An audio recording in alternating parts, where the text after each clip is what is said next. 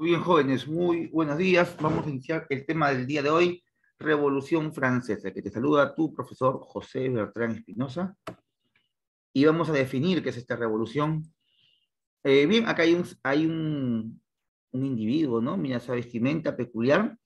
Puedes creer que la revolución incluso cambió hasta la forma de vestir, porque la revolución iba incluido en todo aspecto.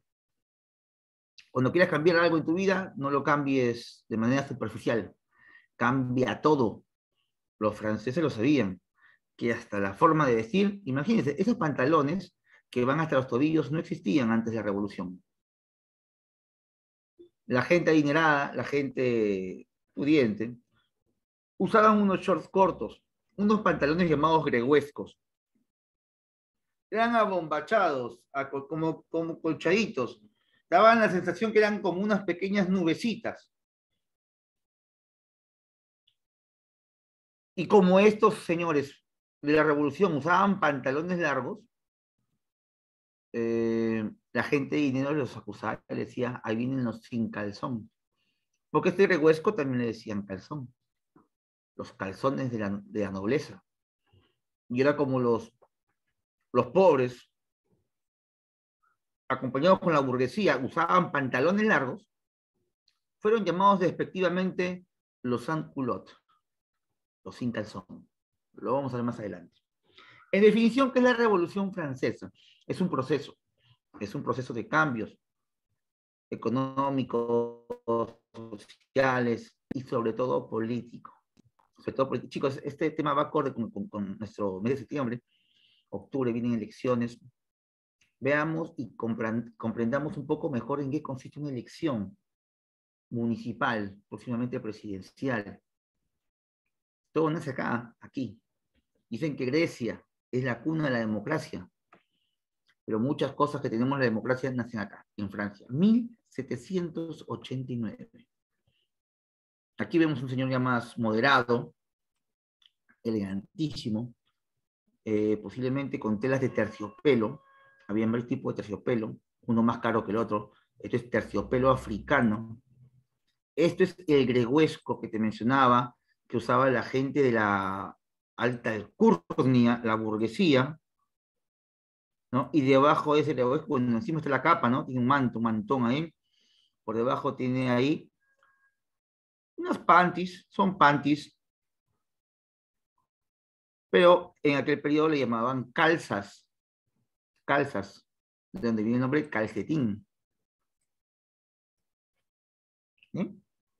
Y estos señores no se bañaban mucho. En Francia había ese rechazo hacia la ducha, por muchos motivos, entre ellos el catolicismo exagerado que mencionaba, dentro de los pecados capitales, la carne, la piel y el tocarse era un pecado. El tocarse era un pecado. A Luis XVI menciona que se bañó en su vida solamente 3 veces, ¿no? Y para que no pecara, él mandó a su servidumbre que la servidumbre lo bañara a él. Él mismo no se bañaba porque no podía, pues era pecado. Bien.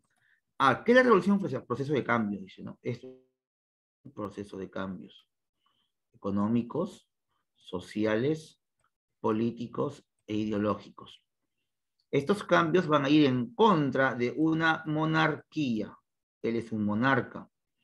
La vez pasada un estudiante me decía, profesor, ¿qué significa monarquía? ¿Qué es monarquía? Mono viene de uno, arquía viene de gobierno, gobierno de uno, o el gobierno de un representante, monarquía. Él es el rey, pues un emperador también es una monarquía. En este caso, la revolución de 1780,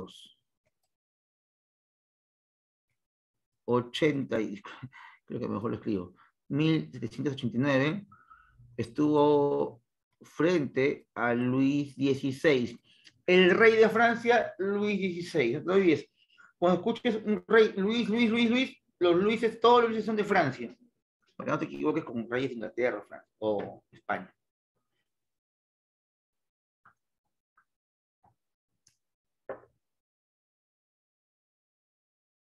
Los cambios que se enfrenta Luis XVI no lo hace solo, lo hace junto a su esposa. Su esposa, Luis XVI, se llamó María Antonieta. María Antonieta era una reina, bueno, en aquel tiempo una princesa de Austria, hija de María Teresa y de José de Austria. Esta niña, era una niña, adolescente, cuando se casó con este señor, era muy eh, aburguesada, muy aristocrática, muy frívola con la población. Cuentan que un ministro se acercó a esta reina y le dijo, el pueblo tiene hambre. Y como ella no sabía lo que vivía el pueblo, pensaba que todos vivían como ella, dijo, ah, si tienen hambre, que coman pasteles.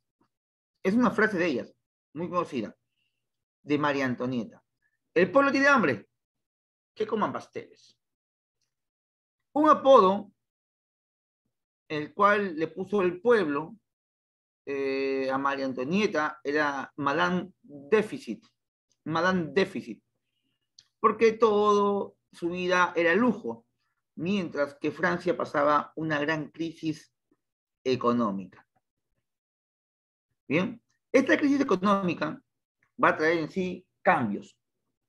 Pero estos cambios no vienen de la noche a la mañana. Son cambios eh, impulsados por un movimiento llamado la Ilustración. ¿Y qué es la Ilustración? Es un movimiento filosófico que nace en el siglo XVIII. Un segundito, déjame ver si tengo esto acá.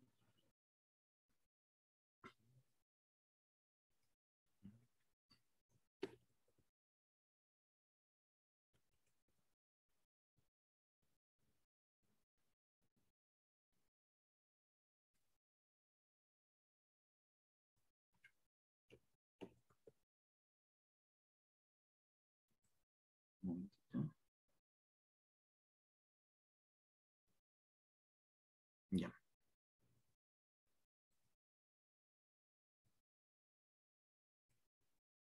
Ay, perdón.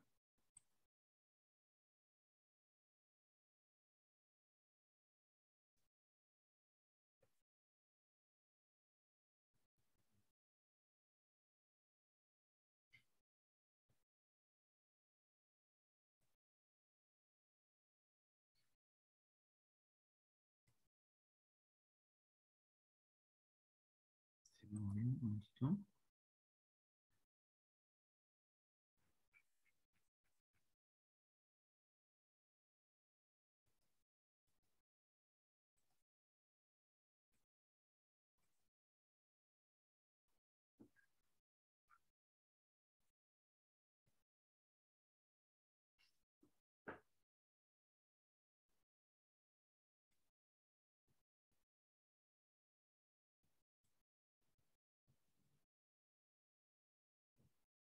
Bien. En los cambios económicos que se dan gracias a la Ilustración, vamos a ver algunos personajes importantes. Te voy a poner aquí el nombre de estos personajes que se dan en el siglo XVIII. Veamos algunas características. Voy a poner aquí grandecito.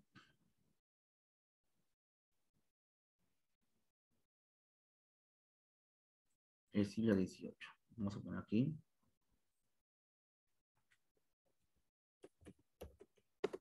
Siglo XVIII. ¿Bien?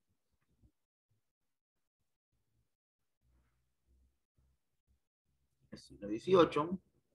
Este siglo XVIII se inicia con un tratado. El Tratado de Utrecht. El Tratado de Utrecht da inicio al siglo XVIII. Un inicio político. ¿Por qué? El Tratado de Utrecht es un tratado en el cual se van a delimitar las fronteras de Europa. Europa tenía muchos problemas militares, sobre todo porque había pasado un inconveniente. En España, Mira, en España había un rey llamado o apodado el hechizado. Este rey no pudo tener hijos, no tuvo hijos. Al no tener hijos, la familia del rey se va a pelear por la corona, porque él muere, y comienzan a pelearse la familia del papá y la mamá. Uno de origen austriaco y uno de origen francés. Comienzan a pelearse los austriacos y franceses por la corona española. Esta guerra duró muchos años, y cuando paró la guerra, ellos firman el Tratado de Utrecht, que le da las nuevas fronteras a Europa, que son casi las mismas de ahora, de la actualidad, y así nace este siglo XVIII. En el siglo XVIII aparece en Inglaterra la Ilustración.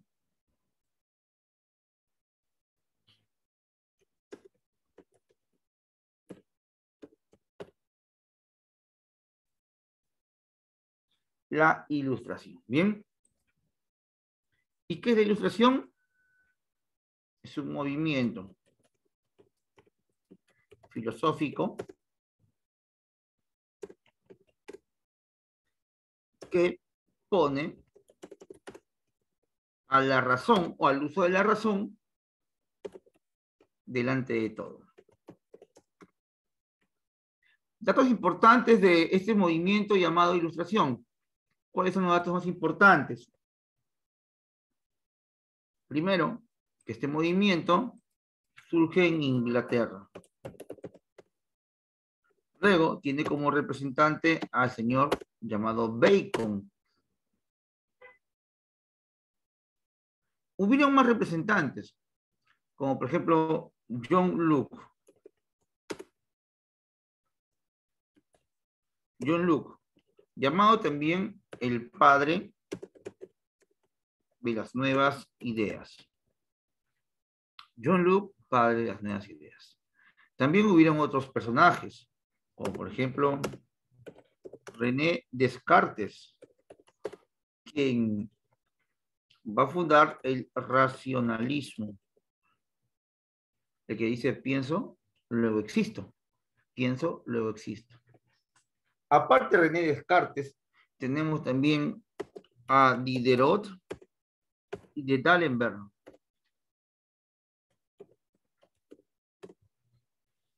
quienes de manera coordinada van a trabajar el enciclopedismo. ¿Y en qué consiste el enciclopedismo? En la creación de la enciclopedia. ¿Cuánto demoró en crear la enciclopedia? Un promedio de 30 años. El nombre real de la enciclopedia es el Diccionario Ilustrado de Artes, Ciencias y Oficios. Estas ideas de ilustración son diseminadas gracias al enciclopedismo, llevando el mensaje del uso de la razón en todo sentido, llegando incluso a lo económico. Y cuando la economía se ve tocada por estos pensamientos, aparecen dos escuelas económicas muy importantes para ese periodo. Tenemos dos escuelas económicas del siglo XVIII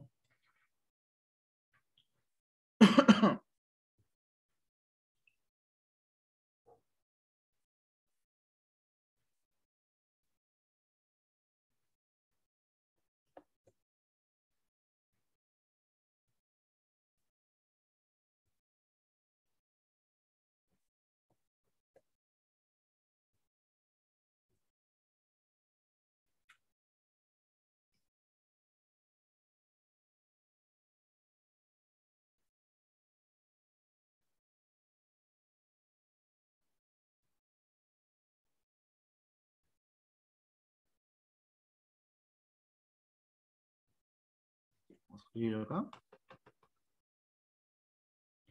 Escuelas económicas.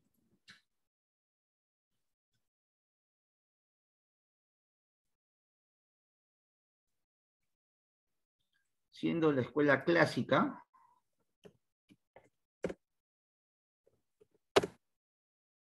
de repente la más importante, que decía que la riqueza está en el trabajo. ¿Hay alguna otra escuela más, chicos, que conozcan de aquel periodo?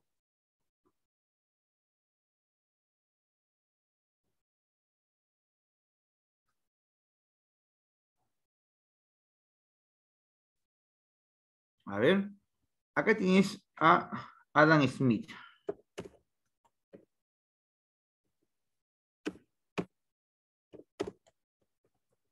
Adam Smith, David Ricardo y Thomas Malthus. Ahí está. La escuela clásica, posiblemente la más importante, ¿no?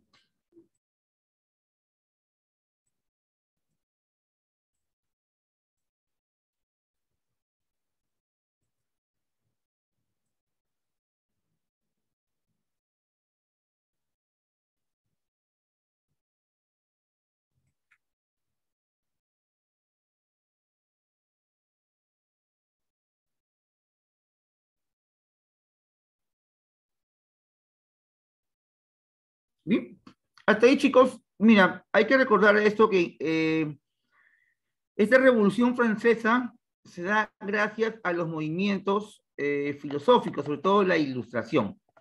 También el movimiento económico, con la escuela clásica en economía, y dice que la riqueza está en el trabajo. Luego también tienes ideas políticas.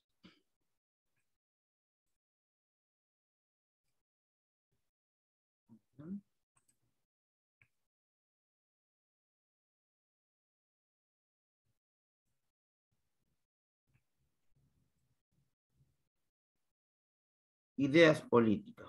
Aquí.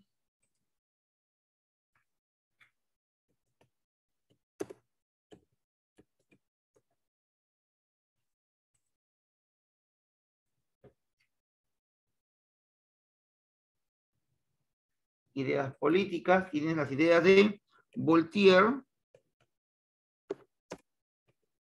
Montesquieu,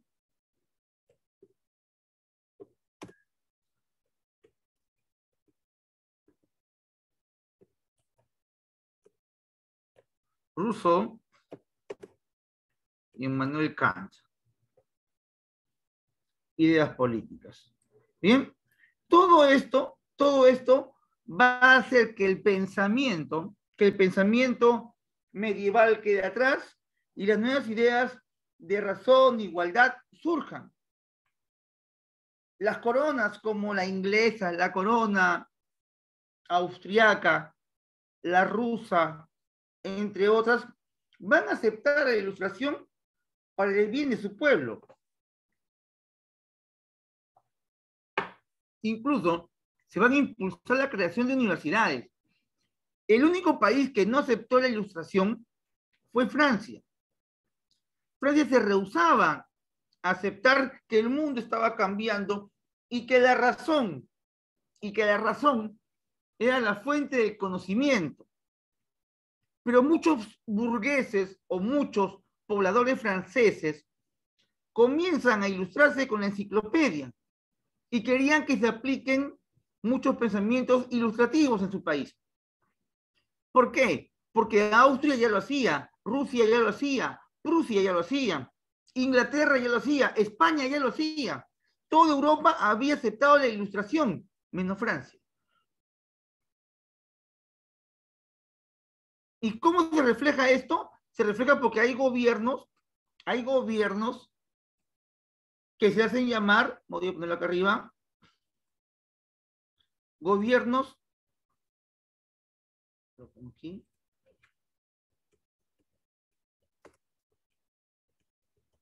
despóticos ilustrados.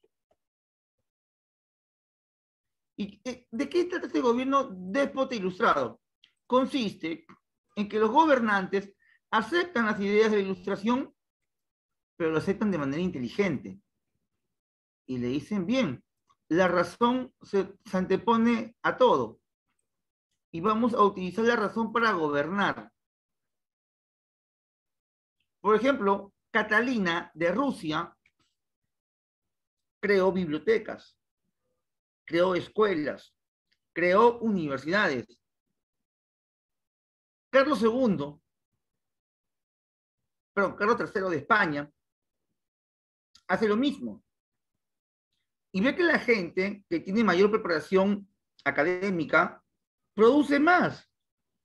Y si produce más, se le puede cobrar más impuestos.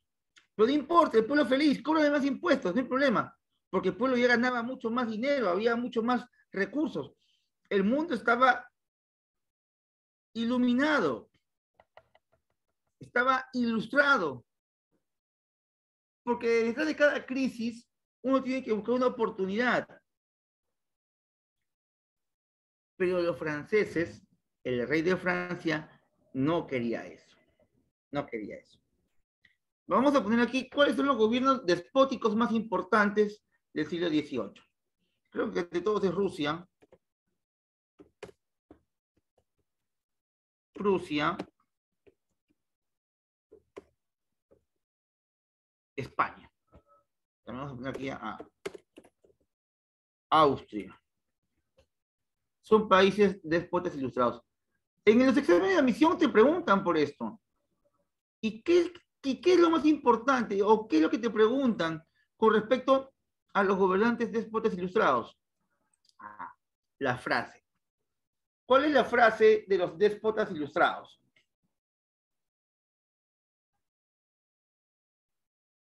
¿Cuál es la frase de los déspotas ilustrados? ¿Lo saben, chicos? ¿Lo han escuchado alguna vez? ¿Los leo?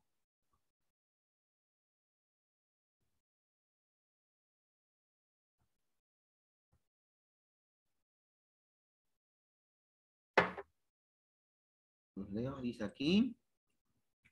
Ahí está, para el pueblo, pero sin el pueblo. ¿No? Ah, todo para el pueblo, pero sin el pueblo. Así es. Todo para el pueblo, pero sin el pueblo. ¿Qué significa eso? Todo para el pueblo, pero sin el pueblo. ¿Qué significa? Le damos todo para que ellos puedan surgir, le damos educación, le damos trabajo, le damos todo, pues, porque todo para el pueblo. ¿Y qué se refiere sin el pueblo? Ah, pero sin el pueblo hace referencia a que el gobierno se queda con la monarquía. O sea, te doy todo lo que tú quieras. Está bien, pues, ¿no? ¿Qué más quieres? Te doy todo, pero no puedes gobernar. Bueno, si me dan todo, yo feliz, pues hago mi vida tranquilo. O no, pues hay gente que es problemática, pues no, también quiero gobernar. ¿Para qué? ¿Para qué? Está bien ahí. Bien, todo por el pueblo sin el pueblo. Listo. Dejamos esto un instante y nos vamos nuevamente a las diapositivas.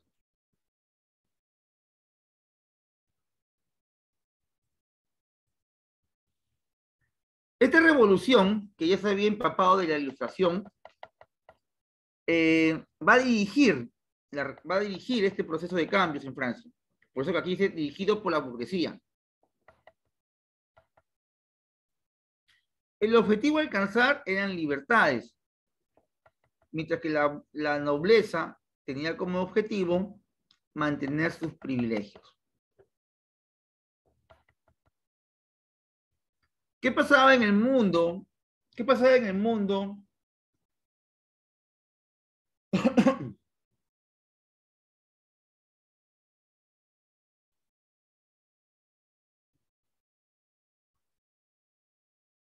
Ah, claro que sí. A ver, me piden. Sí, porque la pizarrita si no lo envío. Envío todo, aunque también lo voy a enviar, pero por si acaso.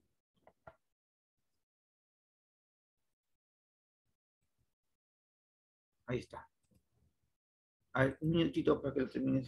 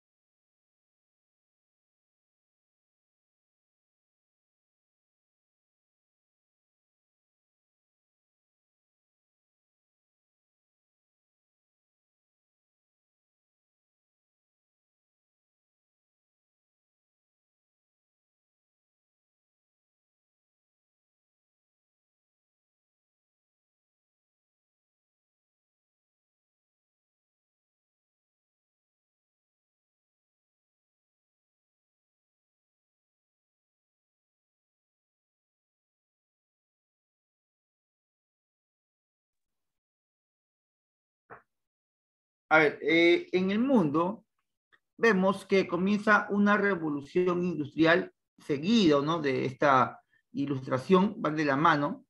Hay dos revoluciones, ¿ya? Una en el siglo XVIII y una en el siglo XIX. La primera revolución surge en Inglaterra, ¿bien? Esto da pie a un capitalismo industrial. Antes del capitalismo industrial existió un capitalismo mercantil, basado en la acumulación de metales preciosos.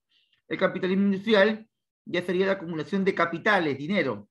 Ya luego viene el capitalismo monopólico, basado ya en los mercados imperfectos llamados monopolios. Mientras que esto ocurría en Inglaterra, en el Perú se vivía el virreinato. El virreinato.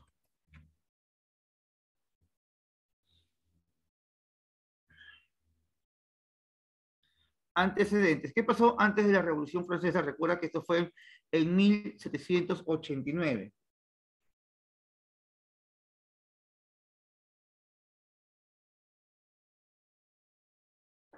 Primera revolución industrial. Se establece el libre mercado.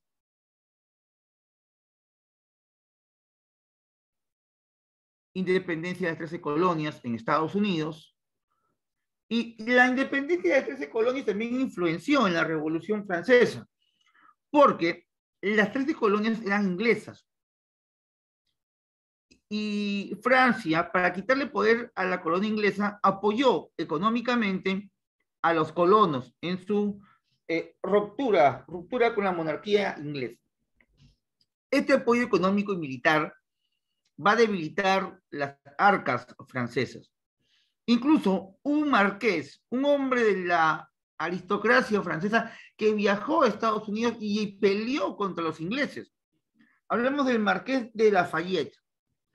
De Lafayette llegó a Norteamérica, presenció la batalla de Saratoga, y al ver que los colonos vencen en Saratoga a los ingleses, decide darle tropas y así derrotar definitivamente a los ingleses en la batalla de Yorktown. Ya para 1815, luego de la Revolución, se consolidan las libertades burguesas.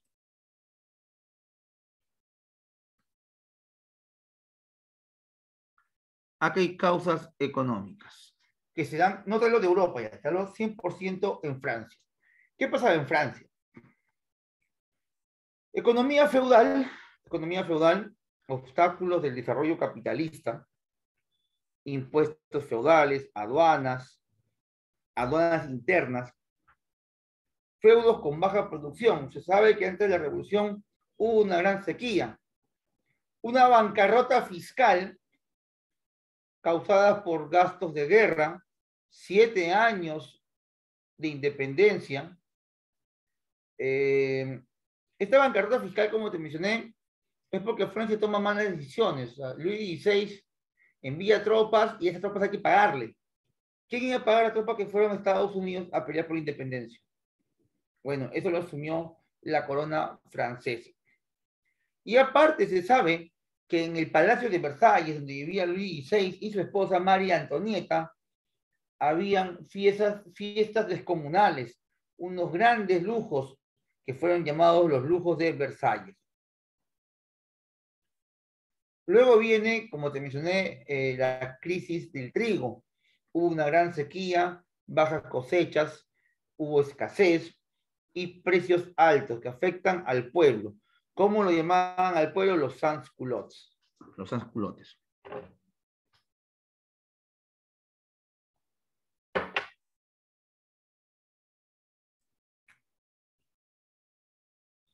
En lo social, ¿no? Había un descontento social. Habían grupos privilegiados y grupos no tan privilegiados. El Estado llano, el pueblo, el populorum, pagaba todos los impuestos, mientras que el llamado primer y segundo Estado no lo pagaban. Por ahí tenían donaciones, ellos hacían las llamadas donaciones, ¿no? Para decir que pagaban algo, pero legalmente no le correspondía ni al clero, que está ilustrado arriba, ni a la nobleza. Como dice ahí en el mapa conceptual, no pagaban impuestos y eran los que dominaban el gobierno. Por debajo de ellos, como siempre es una pirámide, la parte baja es más ancha porque es la gran cantidad de pobladores, está la burguesía, gente preparada, habían abogados, médicos, arquitectos, profesores, pero no contaban con un título nobiliario. Estos burgueses son los que leen la enciclopedia y la hacen saber a los artesanos y campesinos. Esta revolución francesa es liderada por la burguesía, porque fueron los que pensaron, pero los que lucharon fueron los campesinos y artesanos. Por ahí, pues también, sumemos unos cuantos burgueses, pero la pelea se la comieron los campesinos y artesanos. Ellos son los que pelean contra los soldados de la realeza. El Estado llano, o tercer Estado, como se le dice, buscó mantener el gobierno, perdón, mantenían el gobierno con sus impuestos y sufren una economía medieval o feudal. El rey no quería salir del gobierno, obviamente, por sus beneficios, todo eso. Acá dice la permanencia del absolutismo. ¿Cuáles fueron las causas políticas? En lo político vemos que hay un gobierno conocido como el antiguo régimen, encabezado por el rey, apoyado por el clero, porque el clero decía que el rey había sido elegido por Dios, y los nobles que defendían sus intereses. Ellos formaban el antiguo régimen, que estarían de manera antagónica, contraria, a la burguesía, al Estado llano, al campesinado, a los artesanos. Este antiguo régimen perjudicaba al llamado tercer Estado. Acá se sufre el despotismo de las leyes monárquicas. ¿Qué despotismo? ¿No? Le importa poco los demás, ¿no? Se le niega el derecho a voto. Acá había un tema. Cuando había problemas dentro del Estado francés, se solía llamar a los estados generales, que es algo así como un congreso. Este congreso tenía representantes. El detalle era que cada vez que se sometía a una votación, se votaba por estamento, no por representantes. O sea, habían, por ejemplo, 50 representantes del primer estado, 50 representantes del segundo estado, es decir, 50 del clero, 50 de la nobleza, y habían 500 del estado llano. Entonces, si había votación para alguna ley, no es que votaran 50, 50 y 500, sino que votaban un voto, un voto, un voto. ¿Y quiénes ganaban siempre? ¿Quiénes ganaban siempre? Siempre ganaba el primer estado y segundo estado, siendo perjudicado el estado llano. El estado llano, o tercer estado, quería que el voto sea por persona, por representante. Así sí ganaban, pues. Pero eso no se va a dar. Acá menciona que se soportó la exclusión política sin acceso a cargos de gobierno.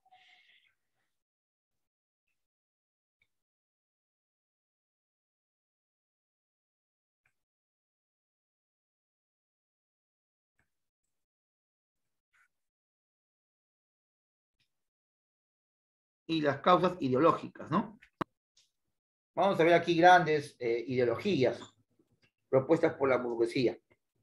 La Ilustración, que tal vez es un instante que nació en Inglaterra en el siglo XVIII, con ayudas de Bacon, John Locke, padre de las ideas modernas, de nuevas ideas, René Descartes, con sus aportes, no solamente al racionalismo, sino también a la geometría espacial. Diderot, D'Alembert, entre otros. Menciona esta ilustración que llega a Francia, que se debe usar este pensamiento centrado para alcanzar el progreso material. la Ilustración critica al absolutismo, porque recuerda que el absolutismo, que es la monarquía absolutista, la monarquía de un rey, no es solamente impuesta por las armas, sino también es avalada por la iglesia. La iglesia justifica el gobierno de una persona, diciendo que es elegido por Dios.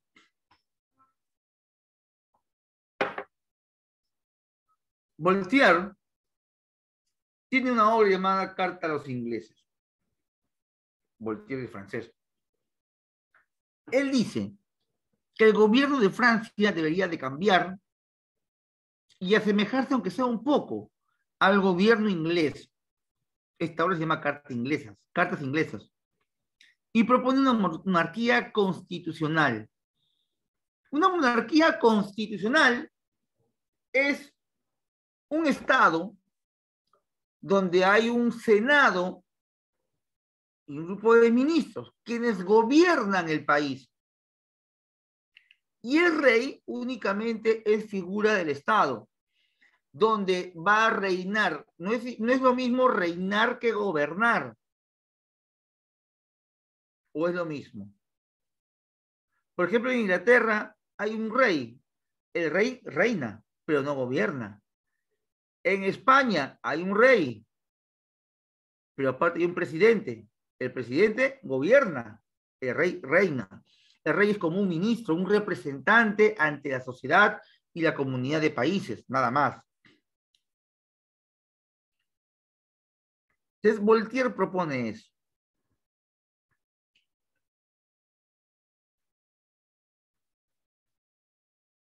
Luego Montesquieu, el barón de Montesquieu. Este podría ser la obra más importante del siglo XVIII, mucho más importante que la enciclopedia. Esta se llamó El espíritu de las leyes. Ya venía en examen de admisión, ¿no? Como, ¿cuál es la obra más importante de la Ilustración? La obra más importante es El espíritu de las leyes. Porque aquí Montesquieu dice, así a grandes rasgos, ¿no?, que centralizar el poder en una sola persona trae como consecuencia algo llamado corrupción. Si todo el poder lo tiene una sola persona, esa persona se corrompe.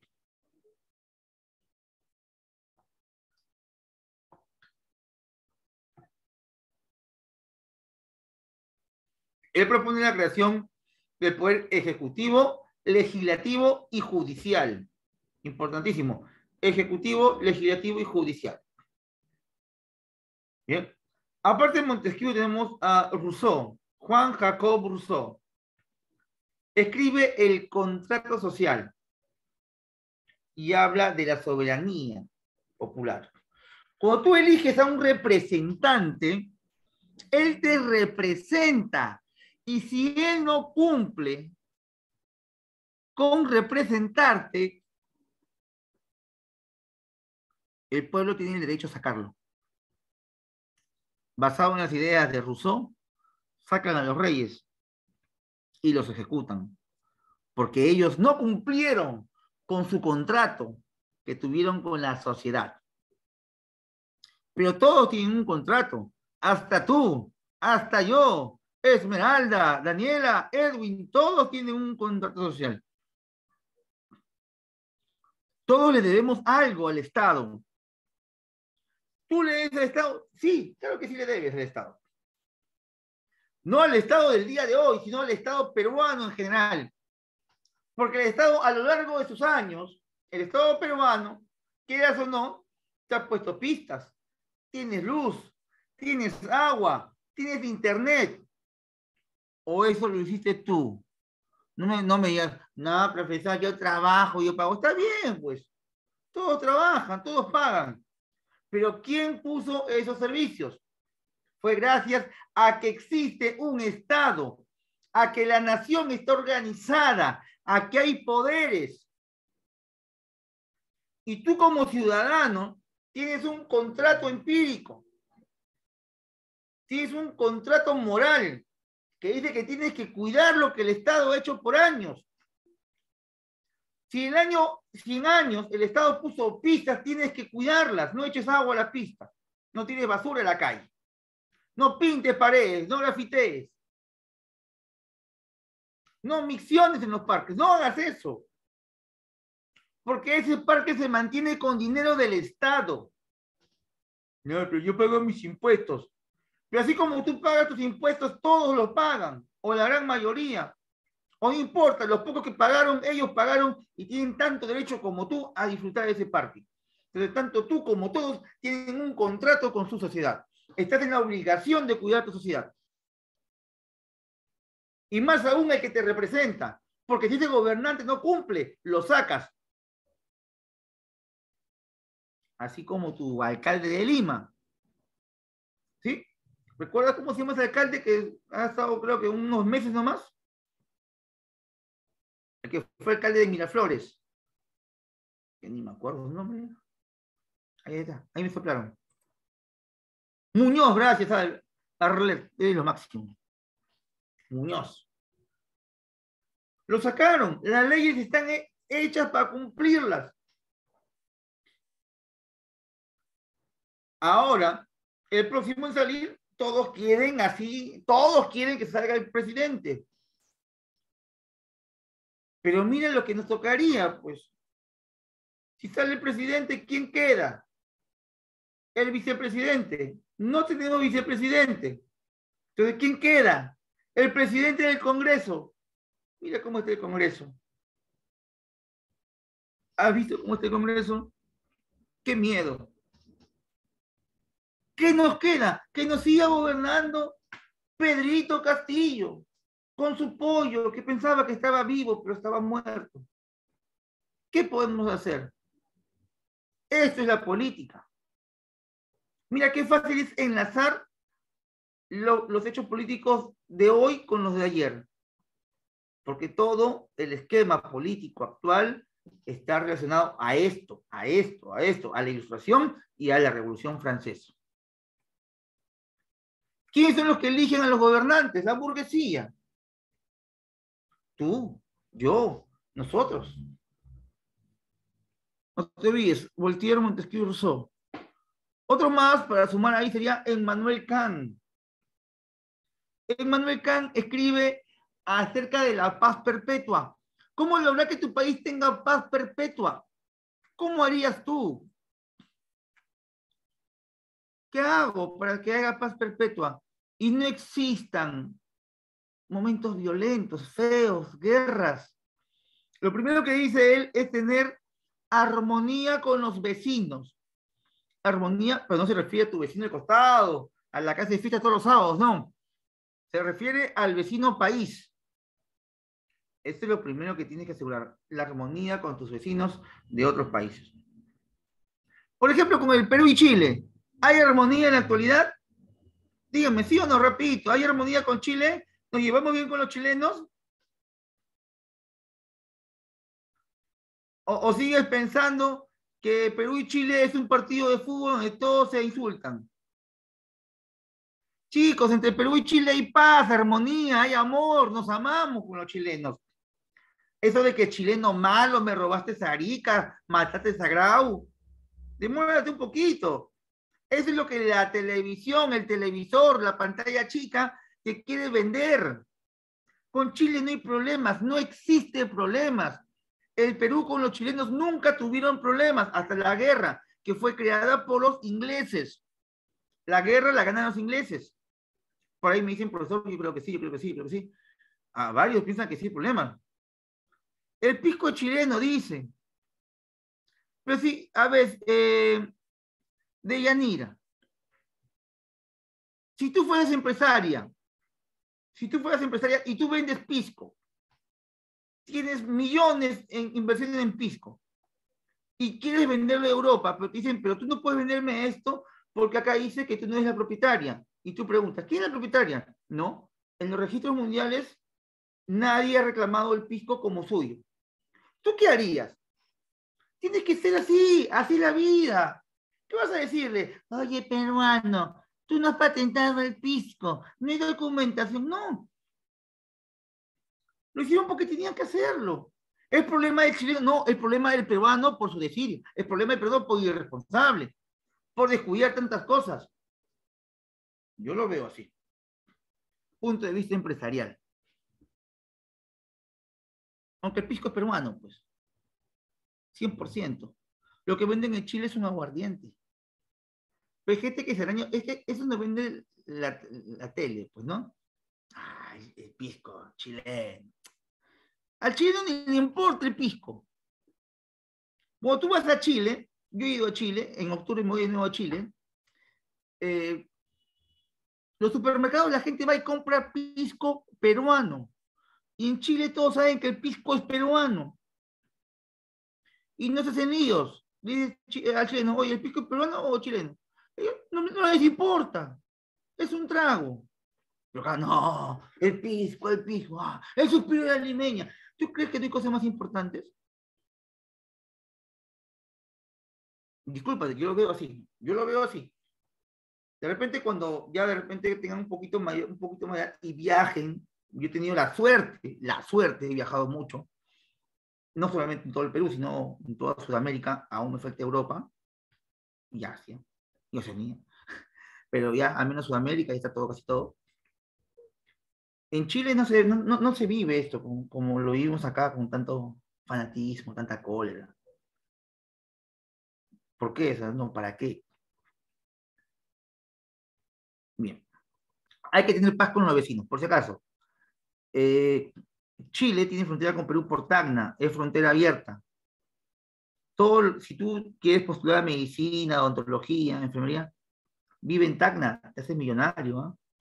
Porque en la zona de Arica hay muy pocos médicos y los chilenos suelen viajar a Tacna para hacerse ver los problemas dentales, los brackets, eso no hay en Arica, es muy poco o muy caro, que los chilenos prefieren irse a Tacna.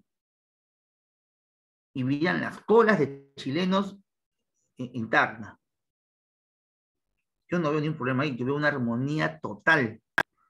Vete a Tacna, zona fronteriza.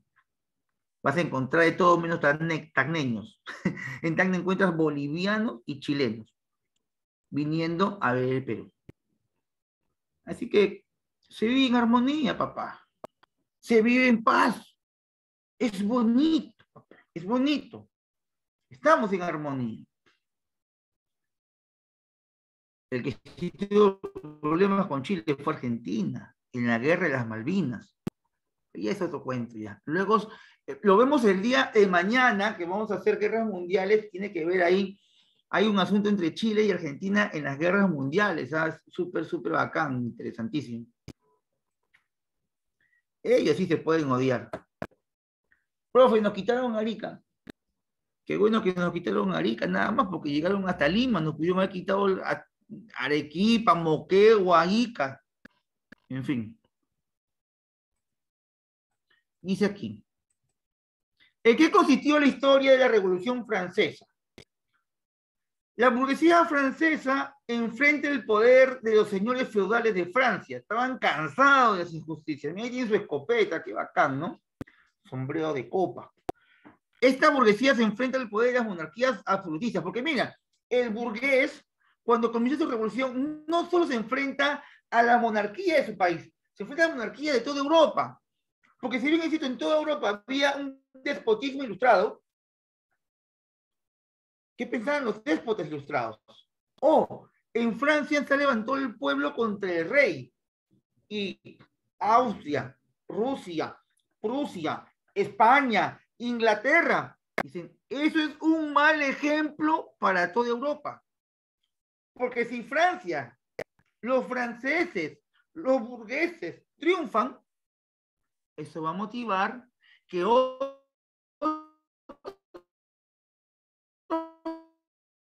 países también se levanten contra la revolución. Es por eso que Austria entra con todo a Francia a apoyar al rey Luis. Igual que Prusia. Inglaterra también lo hace.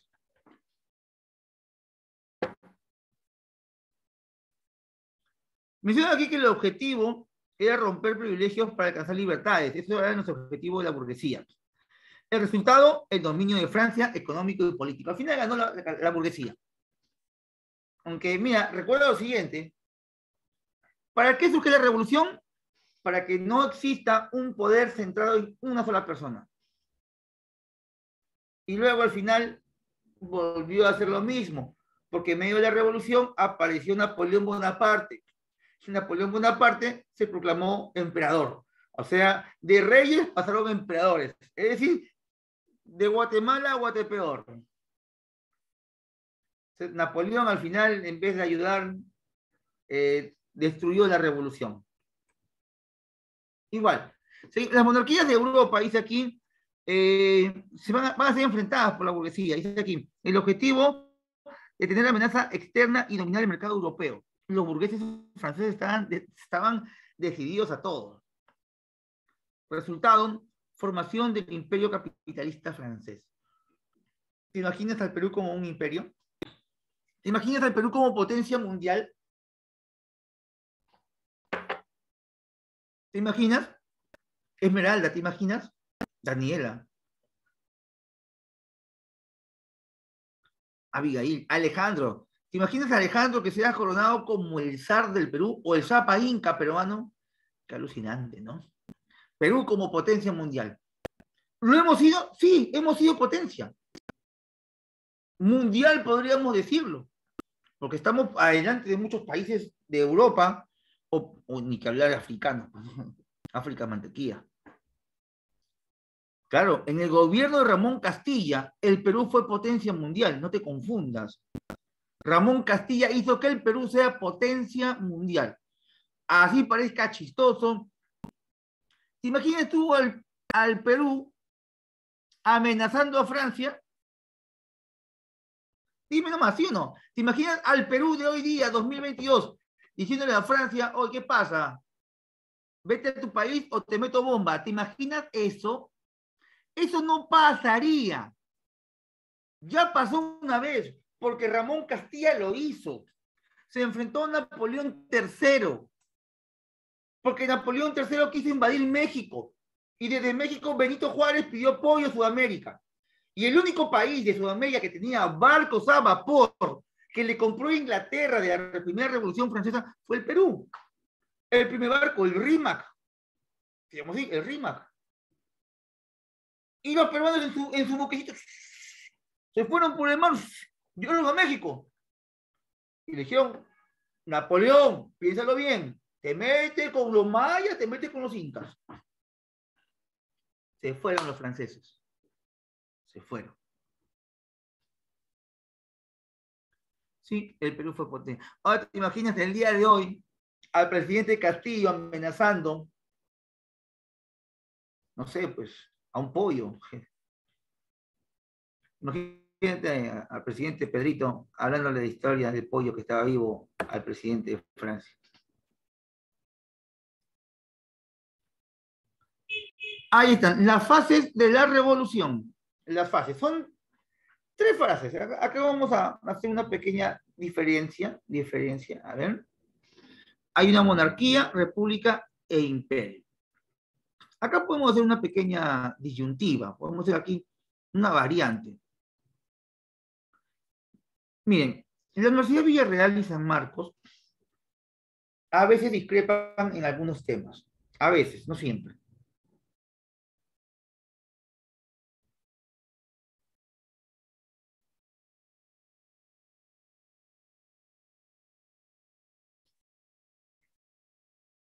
San Marcos y Villarreal coinciden que la monarquía o la fase monárquica es esta.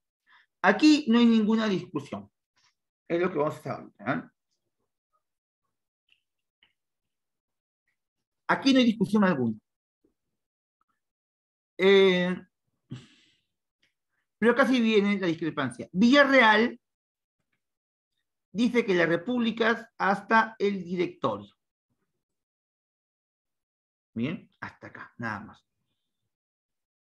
Y que la fase imperial, bueno, esta fase que le llaman imperial, Villarreal lo separa de esta manera. Consulado e imperio lo pone juntos. ¿Sí? ¿Me entendiste, papi y mami? Consulado e imperio juntos en una fase llamada la fase napoleónica. Fase napoleónica. ¿Bien? Así como está la diapositiva, te lo presenta la Universidad San Marcos. San Marcos te lo pone así: monarquía, república e imperio. 3 periodos. ¿Cómo lo pone Villarreal? Monarquía, república y era napoleónica. Y la era napoleónica está compuesto por consulado y el imperio. ¿Bien? Vamos a ver entonces la fase monárquica. La fase monárquica. ¿Ven?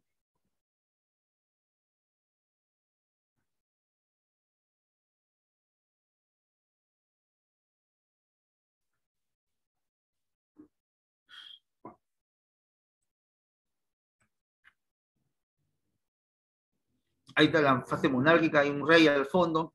Y estos son los supuestos estados generales, ¿no? Cuando el rey convoca a este congreso.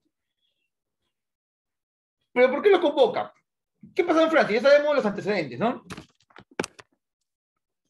El rey convoca a los estados generales porque había un problema económico. El problema venía a raíz de su apoyo a Estados Unidos en la guerra de independencia. El problema venía también porque había una sequía a nivel nacional que había debilitado la producción agrícola. Pero Luis XVI convoca al Estado francés para buscar soluciones. A Luis XVI poco nada le importaba la solución, pero lo va a hacer porque su ministro, Jacques Necker, le dice: oye, Luis, la gente se muere de hambre, hay que hacer algo. Y Luis, ya, pues no importa, ya Necker, ¿qué hacemos? Y Necker dice: hay que convocar a los estados generales. Y llaman a los estados generales. El objetivo era resolver la bancarrota fiscal a través de una reforma tributaria.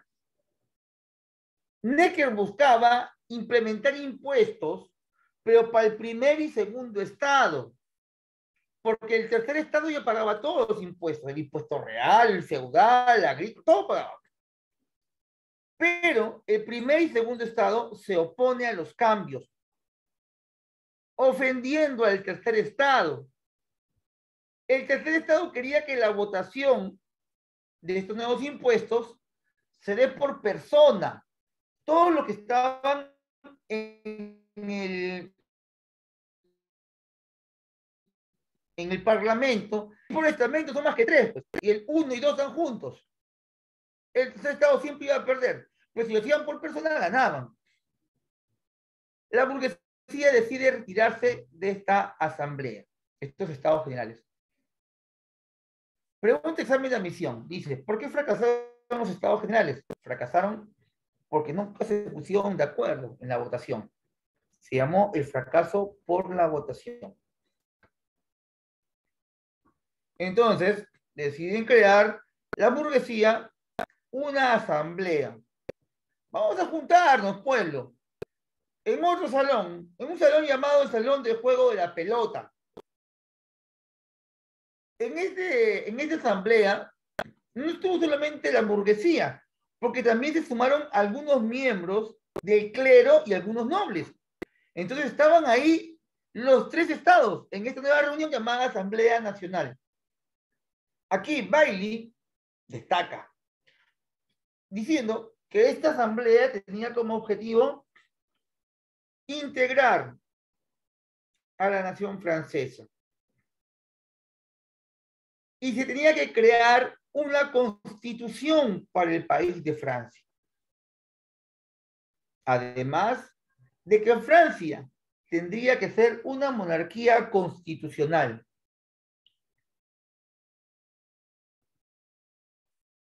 Bien. Entonces, esta asamblea se da con el juramento del Salón del Juego. Juraron crear una constitución. El rey Luis XVI se da cuenta de que en este salón estaban reunidos representantes de los 3 estados. Y Luis XVI decide ir y pregunta: ¿qué pasó? ¿Por qué se han ido? Y todos le muestran su descontento y lo obligan y lo obligan al rey a que acceda a sus peticiones. Y el rey dice, discutámoslos. ¿Quieren una constitución? Hay que discutirlo. Hay que hacerlo, está bien, pero discutiéndolo. Y el rey llama ya no a una asamblea nacional, sino a una asamblea constituyente. Se llamó constituyente porque su objetivo principal era crear una constitución.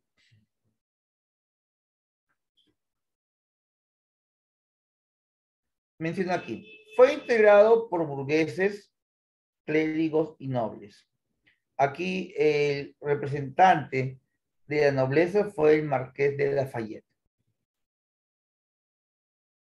El objetivo era redactar la constitución para eliminar el feudalismo en Francia.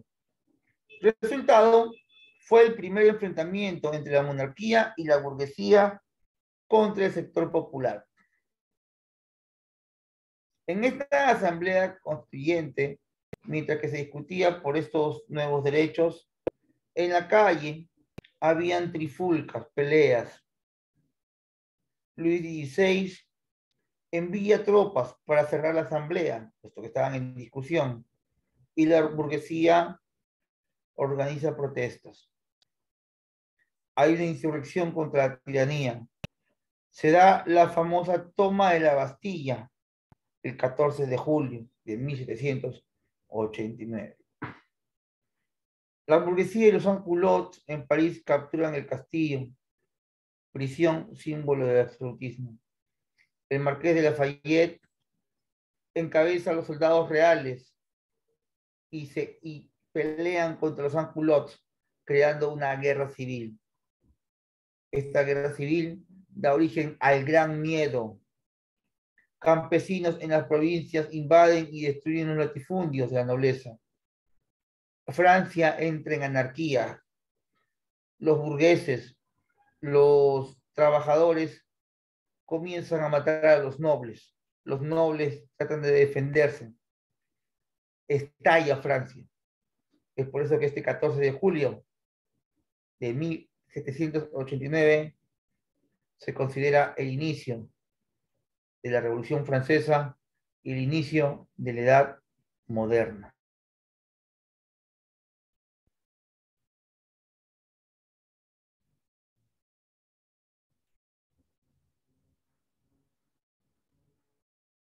Y se crea la Constitución de 1791. ¿Qué te da aquí? Hay cambios económicos, se eliminan las aduanas internas, eliminan parte de los impuestos feudales, entre otros. Bien, esto es lo más importante, chicos. Ahí les envío ahora las diapositivas y vamos con las preguntas. Vamos a resolver las preguntas.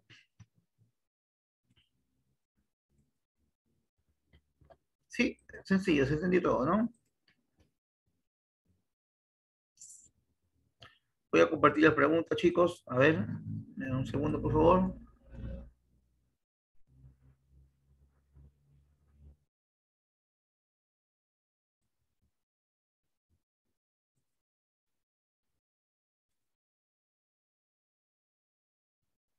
Ya. Páginas.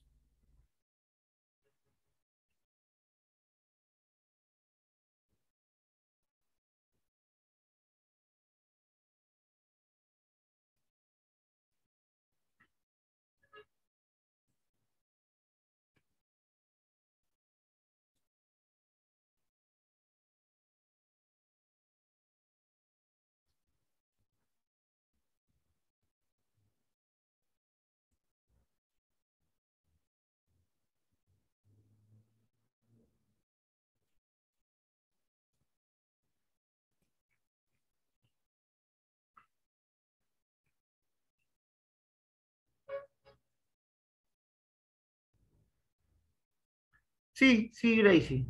Así es.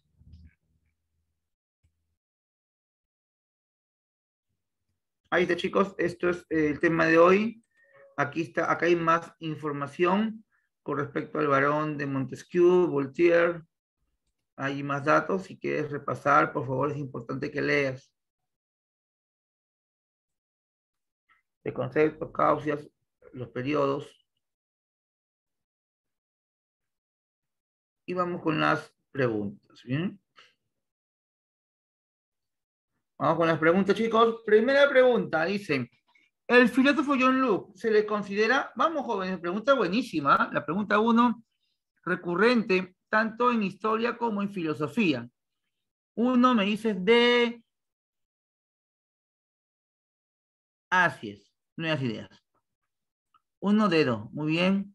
Pregunta dos, la burguesía del siglo XVIII culturalmente dirigió, ¿qué dirigió?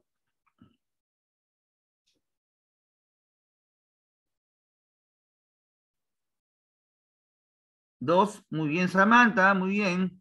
A tu clave manda Nayeli, Andrea.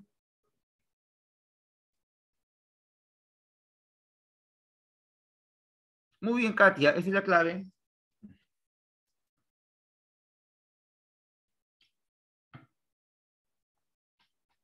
Muy bien, 12. Pregunta 3. Pregunta 3. De D'Alembert y de Diderot fueron los encargados de dirigir la enciclopedia. Muy bien. Vamos a la pregunta 4. Pregunta 4. 4, 4, 4, 4, 4, 4, 4, 4, 4. Ahí está. La importancia de la enciclopedia radica en que fue. Vamos, Samantha, Jonathan, John, vamos, Nayeli, Katia, vamos. La pregunta 4, marcarías, ¿qué clave? Vamos, te dejo para que pienses.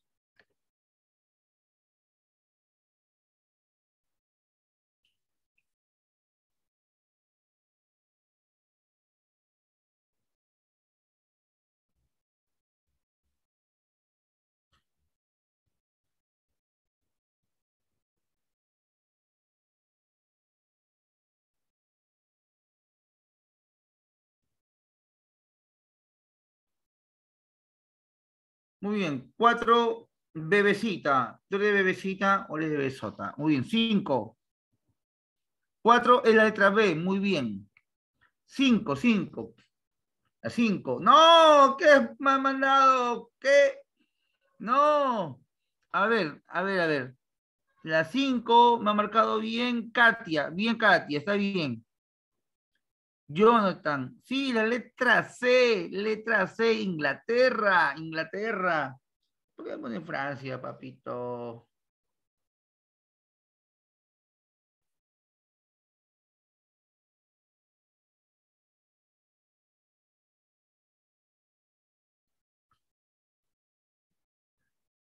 Sí, es Inglaterra. Vamos con la 6.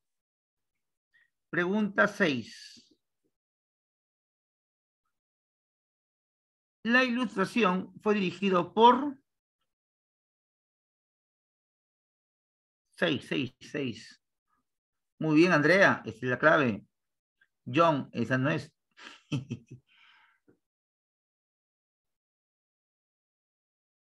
No es la B, no es la B. El despotismo ilustrado es una consecuencia de la ilustración. Muy bien, esa es la clave, Samantha. Sí, muy bien, Jonathan León, esa es la clave. Vamos, chicos, ¿quién más me da la clave? Arler, no sé si lo dije bien, no, sí. Sí, Katy, así es. Letra E. La burguesía. Muy bien, la número 7. El liberalismo es la escuela clásica. Muy bien, el trabajo, muy bien. Letra E, el trabajo, muy bien, John, muy bien, Nayeli, Samantha, muy bien.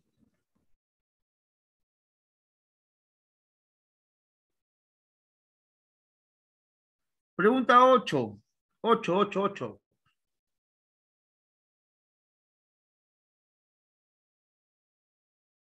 Vamos con la pregunta 8. ¿Qué dice la 8? A ver. No constituye un representante de los tiempos modernos.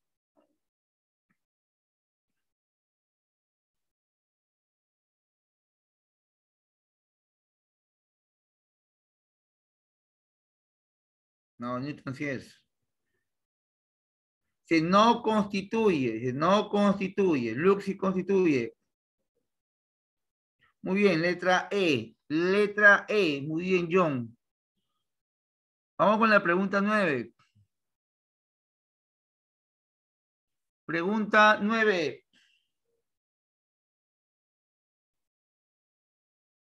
Acerca de la ilustración, señale lo incorrecto.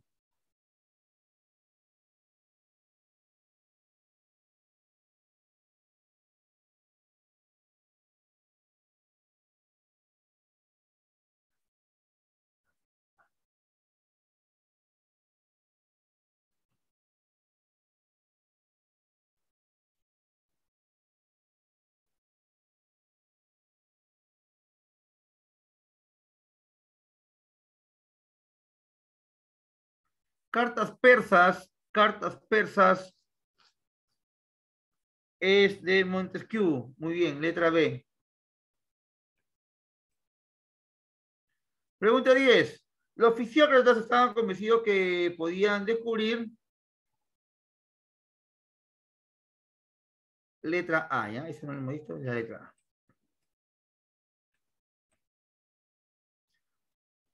Ya, la 11, repetida.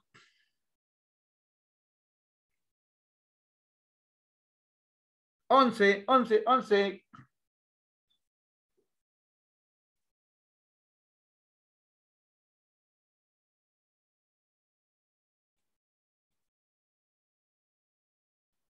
Muy bien. 12. Newton, físico. A ver. Oye, pues, Newton.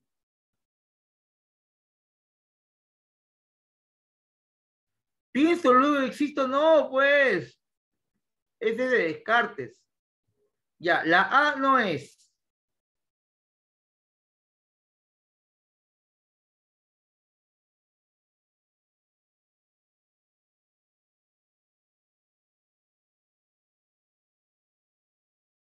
Muy bien, letra B.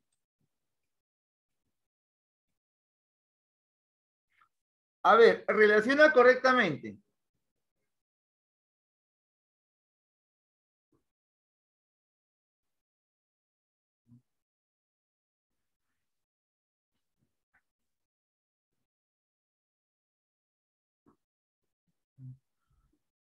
Ya. 13. Pedro I es de Rusia.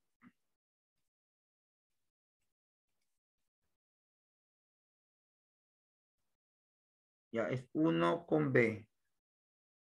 Ya, clave. Clave, avión. 13, clave, avión. Muy bien, chicos. Hemos terminado este bloque de historia. Están todos, chicos, invitados el día de mañana. Por favor, no vayan a faltar.